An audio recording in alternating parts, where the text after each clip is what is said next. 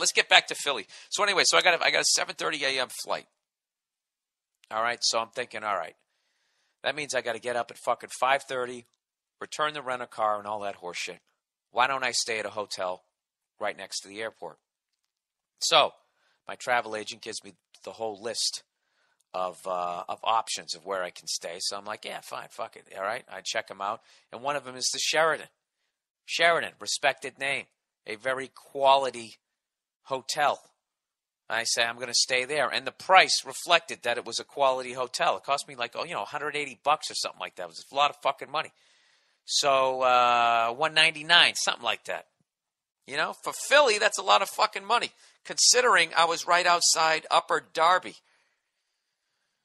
So anyways, here's my travel tip for you. Do not ever stay at the fucking Sheraton at the Philadelphia International Airport. It is a beyond ghetto Sheraton. It's so fucking ghetto that I knew it was a fucked up Sheraton before I even went into it. I pulled up and it looked fine. I got out of my car, it looked fine. And as I walked into the place, as I was walking in, these 4 chicks were coming out, and they just looked like whores from a reality show. Awful tattoos on their feet, titties up and pushed together, these cheap-ass looking stripper shoes, and I went, oh, no. Oh, no, not a bad hotel. Please, God. Please, I started praying to the travel gods. Please don't let this be a bad hotel, I'm like, what? But, at first I was like, all right, what are these, like call girls? Do they just get done servicing some fucking married business guy on the road? Is that what they did? But it was like 12 noon. It's like, no call girls are up at 12 noon, all right? They already fucking washed off their vaginas, hosed them down at like 8 in the morning. And now they just fell asleep, face down in a fucking pile of glitter. And they're not going to wake up again till like 5 in the afternoon. That's how it works. And they wake up, they fucking, I don't know what they do. They put some fucking vitamin E on the ligature marks around their neck from the night before.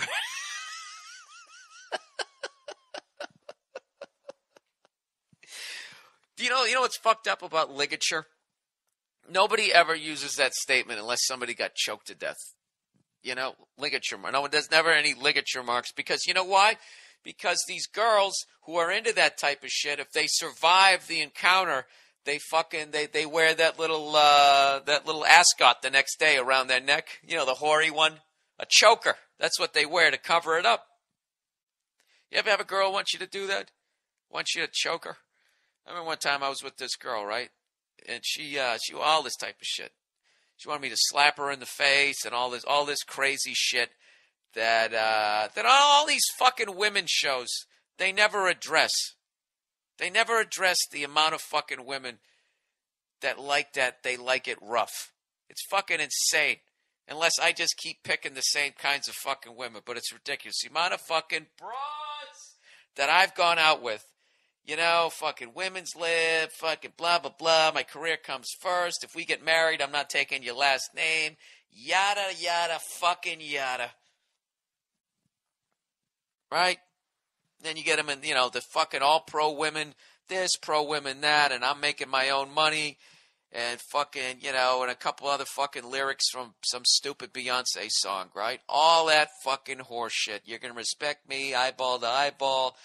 The images of women on TV, all that fucking horseshit, and then you get them back to your place, and lo and behold, they have a rape fantasy. Am I the only guy? Am I the only fucking guy? So anyway, I was seeing this fucking broad, right? She's going to fucking college, she's getting her MBA and all that type of shit. So this is the first girl she ever asked me. She told me that she wanted me to choke her. And I was like, no, I'm not doing that. And she's like, why not? And I said, well, because I'm not fucking going to call the cops. Like, how am I going to talk my way out of that if you fucking pass out? And I got my fingerprints around your goddamn neck and your naked body. I mean, that just sounds like one of those fucking things from, even if you come around, I'm going to have some sort of fucking assault charge. And then you're going to feel guilty because everybody's going to know because the cops are there. So then you're just going to be like, yeah, I didn't want him to do it. So you can somehow skip away with your fucking integrity. I'm not doing it. Of course I did. Of course I did eventually. But there's a technique. I can't. You gotta make sure you're up a little higher and underneath, and you gotta do it and then not be doing it. Do it and then not do it. Don't just fucking grab it like you don't grab their necks like fucking David Tyree in the helmet catch. You don't want to. You don't want to do that because you're gonna choke them out. Unless you're really good at CPR. How the fuck did I end up talking about that shit? That's a really, something, I'm going to talk about that in my act. Jesus, that ought to bring the psychos out. I'm going to talk about that in my act. You just heard a fucking preview of a joke. I really want to bring that up. The amount of fucking women, they got that thing, right? They're all independent and that type of thing. Then you get them in the bedroom. It's not like they want you to kick the shit out of them, but they got there's that fucking line. They want to feel the man's power, but still feel like safe.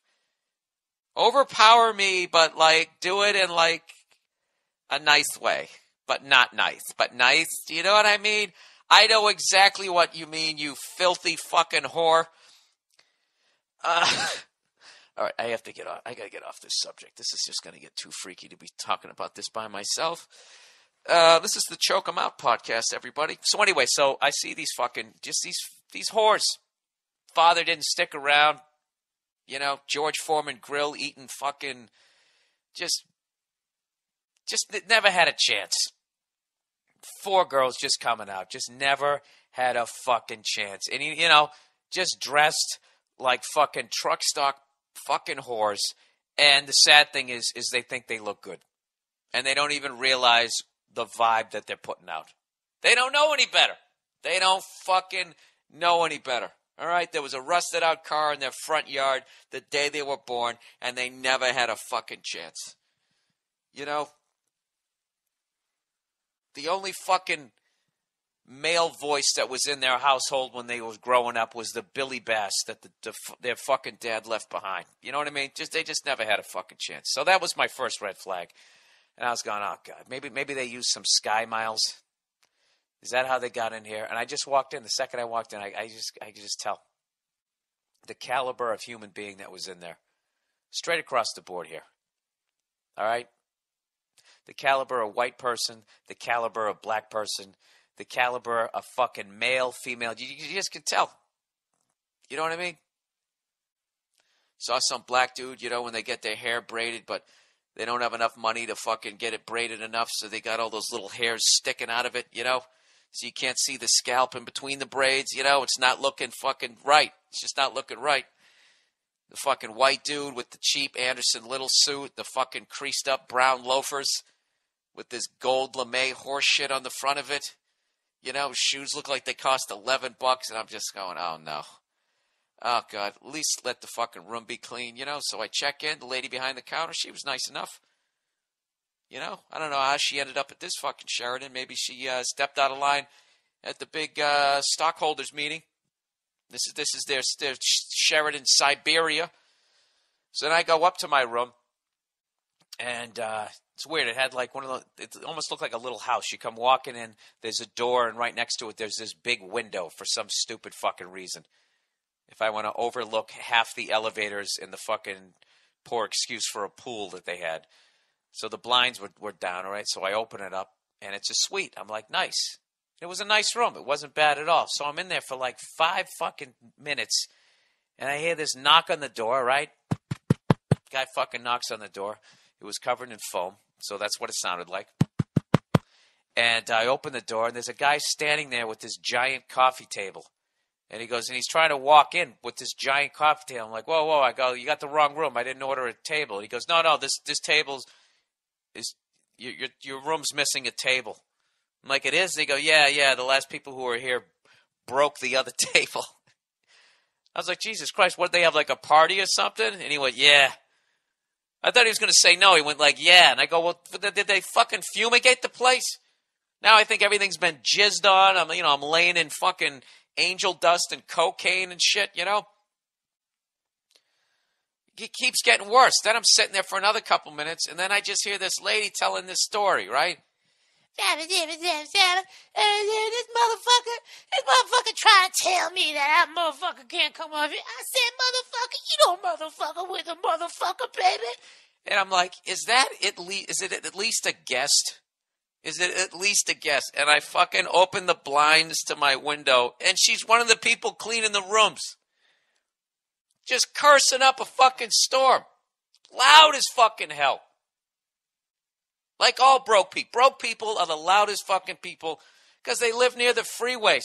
They live near the subway. They used to shouting over shit. So she's out there, this motherfucker trying to tell me what time it is, baby. Right? And just screaming. And you know how much I curse. Okay? I was offended. And you know how much I curse. I was just like, Jesus Christ. Can you please, I might have kids someday. Can you please stop cursing like that? But I didn't say shit. Because I mean, at that point, I knew what was going to happen. I would have been like, excuse me, could you do me a favor? Could you just not, motherfucker, why don't you mind your own business? Ain't nobody talking to you, baby. Right? I didn't want to go through that whole fucking thing and her screaming at me. Plus, she was so fucking big, she probably could have just choke slammed me, and we would have had to have a new fucking table in my room. Third fucking table that week, and I'm a conservationalist. Is that the right word? So I'm like, all right, fuck it, whatever. So I don't say shit.